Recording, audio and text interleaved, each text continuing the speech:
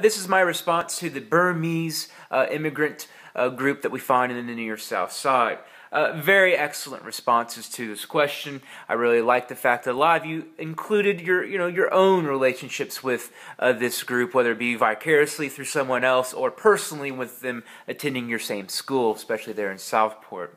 One of the things it's very fascinating about this group is this is a group of fleeing Christians in which they're being persecuted in their homeland for being Christian. We don't see that play out too often across the world. And so that makes sense why there's a little bit of comfort with residing in the United States, where we have, of course, a large Christian following. Of course, we're also very sympathetic to groups that are persecuted. So it's another thing, kind of understanding, well, what's the connection to the United States?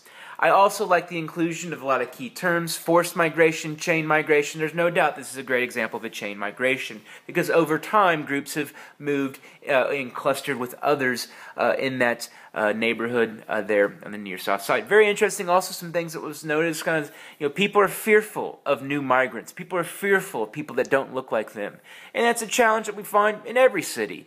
It's not something that's just exclusive to Indianapolis and the near South Side. And that's something they're just going to have to deal with. And we think about, these are very good people. I mean, it's not like they're going to come in wanting to change. They're coming here because they want a better life. Because they want something that's much better than having brothers, sisters, husbands, and fathers killed. A lot of them also have dealt with death already in their very young lives. Speaking of young people, it's very interesting in these immigrant communities. Oftentimes, the children have a huge amount of the burdens in the family. They're essentially the translators. They're the teachers, the educators. On top of it, at the same time, they have to go out and learn these, they have to learn geography. They have to learn astronomy in their courses. And so they're doing all kinds of things in their families. And oftentimes, these young people become leaders in these Burmese ethnic communities, for instance, there in Southport.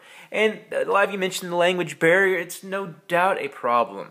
I've had several Burmese students in my courses, and without going on record with naming them, a lot of times it is. The language is the problem as far as their success in the course. But there's no doubt that the ones that have picked up the language, picked up English, they have a very prominent role in their communities. It's quite obvious in their stories that they tell me before class or after class. Anyway, very good post. Enjoyed reading them. Thank you very much.